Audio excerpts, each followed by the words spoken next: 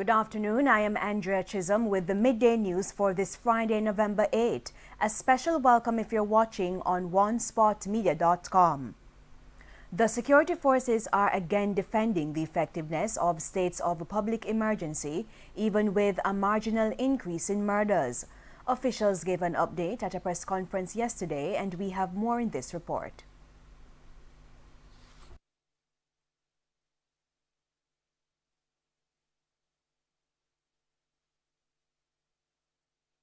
Prior to a state of emergency, or the use of state of emergency, we were at 1,635 murders for the year.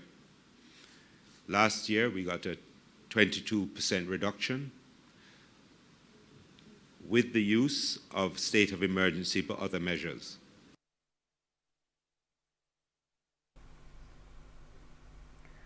On December 18, the Supreme Court will hear arguments relating to criminal charges against the former Education Minister and President of the Caribbean Maritime University CMU. Hugh Wildman, the attorney representing Ruel Reid, and Professor Fritz Pinnock confirmed the information with our news center. The application for leave for judicial review was made in the Supreme Court last month, shortly after the men were charged. Mr. Reid and Pinnock are challenging the decision by the Financial Investigations Division to lay charges against them. They contend that the entity is an investigative body and does not have the legal authority to bring charges. On October 9, Mr. Reid, his wife Sharon, and daughter Cheryl, Professor Fritz Pinnock, as well as Counselor for the Brownstown Division, Kim Brown Lawrence, were charged following a corruption probe at the CMU and Education Ministry. The five who are out on bail are scheduled to return to court on January 23. The high-profile fraud case involving the Manchester Municipal Corporation resumed this morning at the Porous Courthouse. Retired Mayor of Mandeville Brenda Ramsey and her former deputy, Councillor Irvin Facey, will take the witness stand in the multi-million-dollar saga. Mayor of Mandeville Donovan Mitchell says the matter is too important to be halted by the fire. I really don't think at this time that any files pertaining to that particular matter was destroyed or damaged in the fire, and so I think the matter will be continued, because I know during the last circuit matter, the matter was being aired in Porous. So to allay the fears, based on what I've been informed, that those files would have been still in good custody.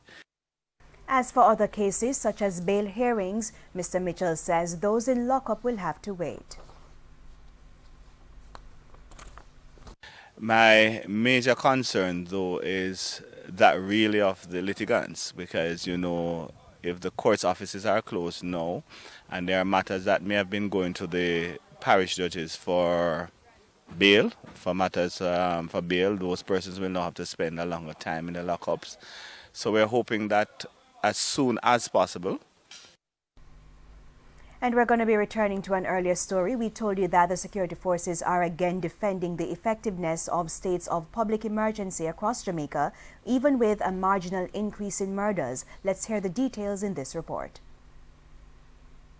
And we're still having some technical difficulties with that. We'll try to get it to you by the end of the newscast. Moving on to human trafficking. Are there enough measures in place to prevent human trafficking in Jamaica? That's a question this afternoon as the number of cases continue to increase. TVJ's Prince Moore picks up that story.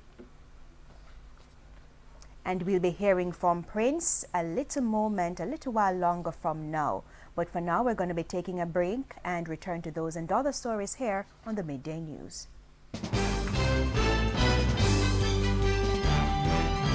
Welcome back, and we're continuing the news. Are there enough measures in place to prevent human trafficking in Jamaica? That's a question this afternoon as the number of cases continue to increase. And now we'll hear from TVJ's Prince Moore. A $9 billion illegal trade. But where Jamaica stands in that is still unknown.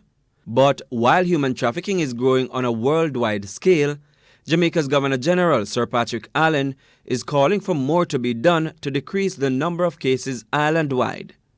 Speaking at a Trafficking in Person symposium in St. James recently, he pointed out that, to date, over 80 persons have been rescued by the National Task Force Against Trafficking in Persons. Sir Patrick highlighted the need for serious efforts to tackle human trafficking as it can be detrimental to the country's economic growth. This on the background of a report tabled last July by the National Rapporteur on Trafficking in Persons, Diane Gordon Harrison. That 138-page report is an eye-opening document which highlights the enormity of the situation that faces us in Jamaica. He says despite the laws which have been instituted since 2007, greater work is needed. According to the Global Slavery Index, Jamaica is ranked 117 out of 167 countries and has a Tier 2 rating. So therefore, we are of the understanding that human trafficking is prevalent. It is the third largest criminal activity in the world, and it is a $9 billion industry. The International Labour Organization, ILO, estimates that traffickers exploit 77% of all victims in the countries they reside. The United Nations Office on Drugs and Crime report in 2008 pointed out that while transnational trafficking networks are still prevalent and must be responded to through international cooperation, national justice measures, strategies and priorities should acknowledge the increasingly national nature of the trafficking problem. Even countries that are signatories to the Universal Declaration of Human Rights, such countries have no difficulty in practicing human trafficking. Unfortunately, young people between the ages of 18 and 35 are most vulnerable. It is estimated that 27.9 million adults and 13 million children right around the world are victims of human trafficking, and not just for labor, but also for organ harvesting. In the meantime, Sir Patrick is cautioning citizens to be vigilant in the way they post on social media, as that is the main way of traffickers gathering information on their prey. Prince Moore, TVJ News.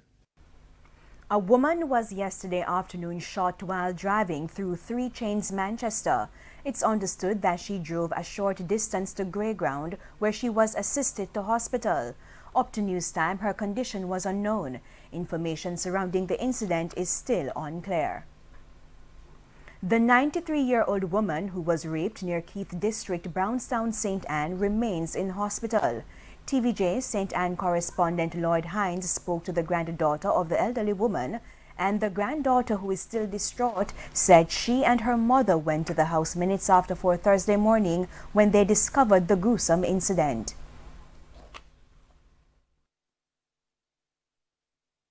I will find him in a blood, and so over an eye, I have a swelling over an eye. Like him liquor in her eye? Yeah, a thumper over eye. And when we look, the window mash up, and mama they cry for her, and then admit mama in the hospital, but he never come home here now.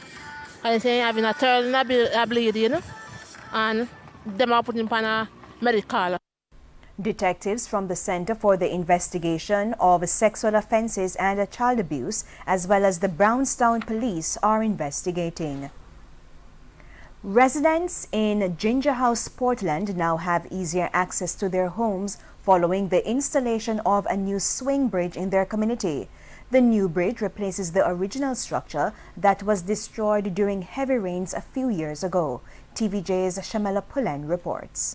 The cries of more than 1,500 residents from Ginger House, Comfort Castle, Millbank and Cornwall Borough in Portland have been answered. For years, they have complained about the difficulty they face to get home when it rains.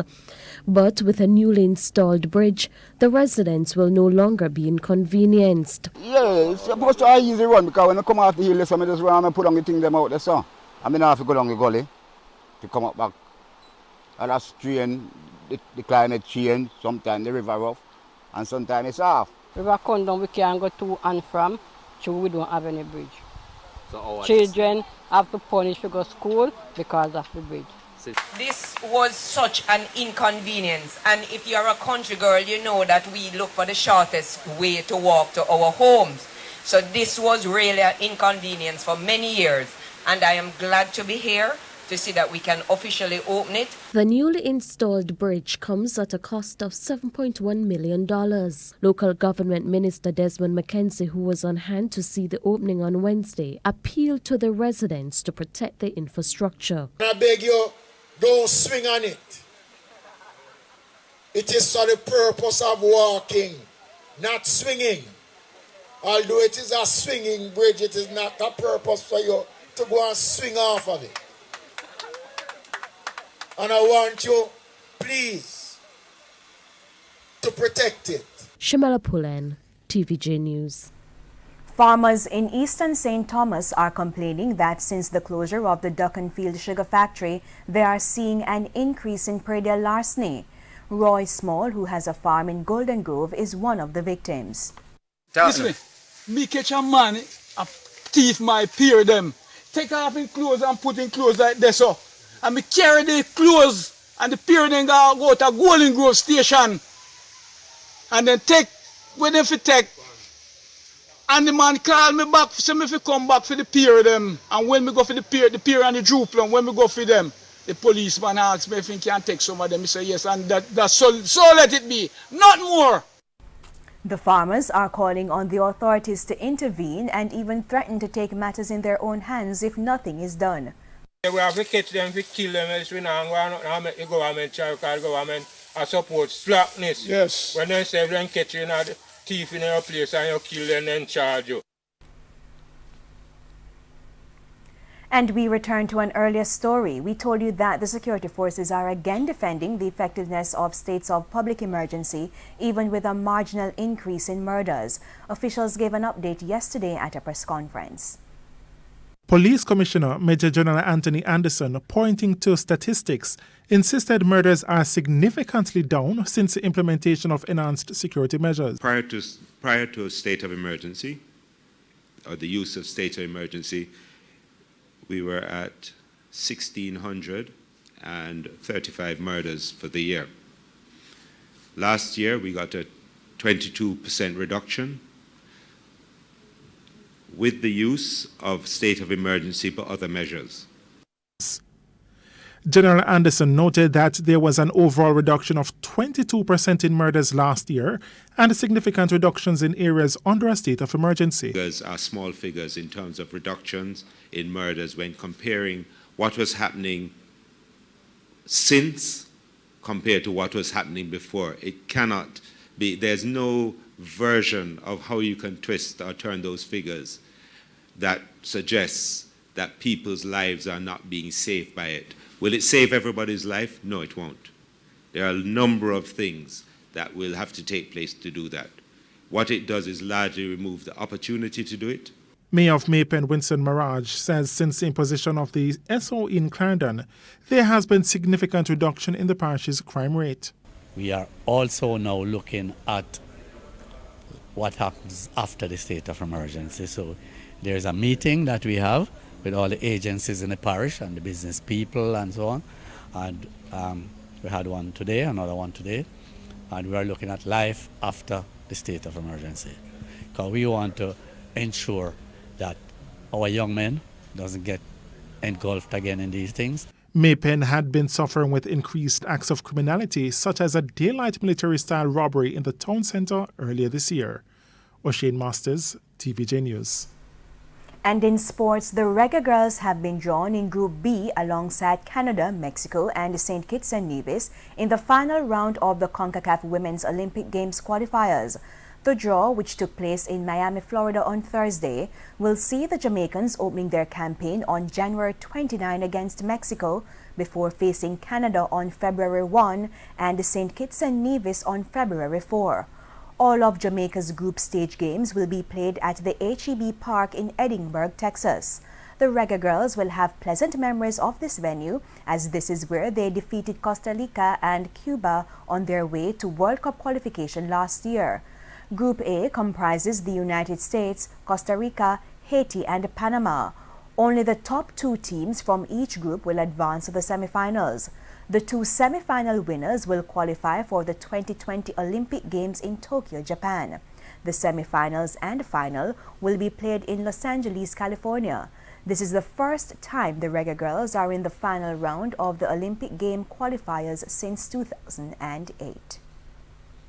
And that's the Midday News. I'm Andrea Chisholm. Join us at 7 for the Primetime News Package. On behalf of the news, sports and production teams, good afternoon and have a great weekend.